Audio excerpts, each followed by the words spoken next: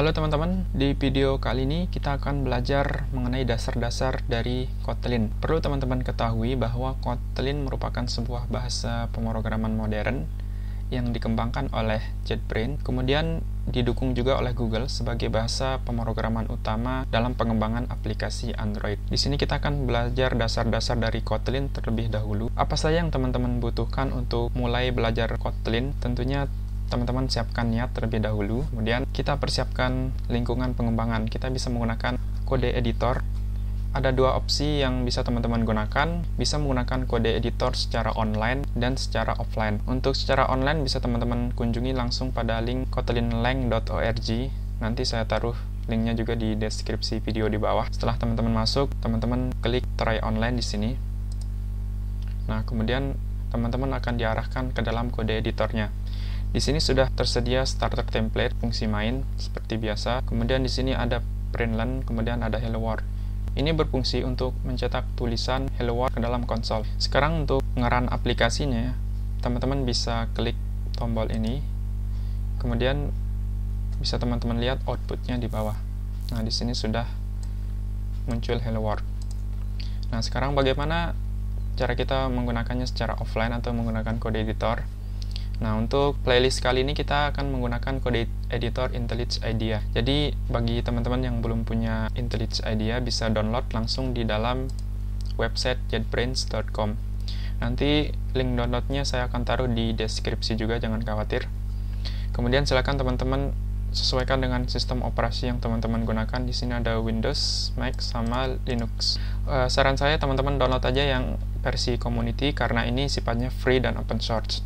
Sedangkan yang Ultimate itu berbayar, walaupun ada trial selama 30 hari. Nah, setelah teman-teman download IntelliJ IDEA ini, untuk panduan instalasinya bisa teman-teman lihat di sini. Di website JetBrains, linknya saya taruh di deskripsi juga. Silakan teman-teman ikuti saja panduan instalasi yang ada di website ini. Di sini juga ada system requirement untuk laptop atau komputer teman-teman. Nah, di sini bisa teman-teman sesuaikan juga langkah-langkah instalasinya untuk Windows, macOS, dan juga Linux. Oke, setelah teman-teman mendownload IntelliJ IDEA dan menginstalnya, sekarang kita akan mulai untuk membuat sebuah project baru. Pertama-tama, silakan teman-teman klik New Project di sini. Nah, di sini kita bisa pilih yang Java atau Kotlin. Kita akan pakai yang Java aja, karena di sini juga sudah tersedia Kotlin GPM di sini. Pilih yang Kotlin GPM, kemudian klik next, kemudian next lagi. Nah, di sini teman-teman silakan masukkan nama projectnya. Misalkan di sini first project. First project. Oke, sekarang silakan klik finish. Nah, ini adalah tampilan awal dari IntelliJ IDEA ketika kita membuat sebuah project baru. Untuk membuat sebuah file Kotlin, kita bisa klik di sini di nama projectnya. Kemudian di src ini, kita klik kanan. Kemudian new Kotlin file atau kelas. Nah, di sini kita bisa isikan nama file Kotlin kita di sini. Misalkan di sini hello. Nah, maka secara otomatis akan terbentuk sebuah file hello.kt di sini ya. Format dari Kotlin. Nah, di sini bila teman-teman menemukan hal seperti ini, kita jangan khawatir. Kita bisa konfigurasi terlebih dahulu. Di sini bisa teman-teman klik configure. Kemudian kita pilih yang Java. Kemudian di sini oke. Nah, silakan teman-teman tunggu. Nah, setelah project sudah selesai dikonfigurasi, maka tampilannya akan seperti ini, sudah tidak ada warning lagi. Untuk membuat sebuah project baru, kita memerlukan sebuah fungsi yang namanya fungsi main. Karena di setiap bahasa pemrograman, fungsi main adalah fungsi yang pertama kali dijalankan atau yang dibaca oleh compiler.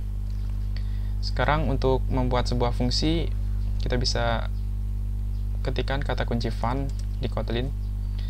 Kemudian main untuk fungsi nama fungsinya, karena kita akan membuat sebuah fungsi main di sini. Kemudian diikuti dengan tanda kurung kurawal. Nah, sekarang di dalam blok ini kita bisa tulis apa yang mau kita jalankan atau kode yang akan kita jalankan. Nah, di sini kita akan mencoba untuk mencetak sebuah string di sini, yaitu seperti biasa kalau kita belajar bahasa pemrograman baru, kita akan mencetak hello world. Oke. Nah, kita pakai fungsi print. Nah, jadi fungsi print akan mencetak sebuah, berguna untuk membantu kita untuk mencetak sebuah string pada konsol. Oke, di sini kita hello, tulis pesannya misalkan hello, kita pakai hello Kotlin. Oke. Nah, ini udah jadi struktur dari project pertama kita. Untuk menjalankan project ini kita bisa klik tanda segitiga di samping fungsi main ini, kemudian kita klik run. Kita tunggu proses runningnya. Nah, sekarang bisa teman-teman lihat di konsol sudah tercetak hello Kotlin sesuai dengan yang kita print. Nah, kemudian kita bisa print lagi nih satu, print learn. Nah, sekarang kita print learn.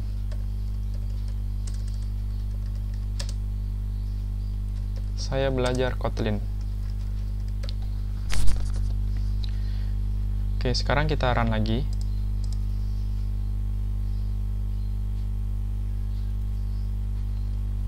Nah, bisa teman-teman lihat di sini bahwa saya belajar Kotlin sudah muncul. Nah, kenapa di sini dia nyambung?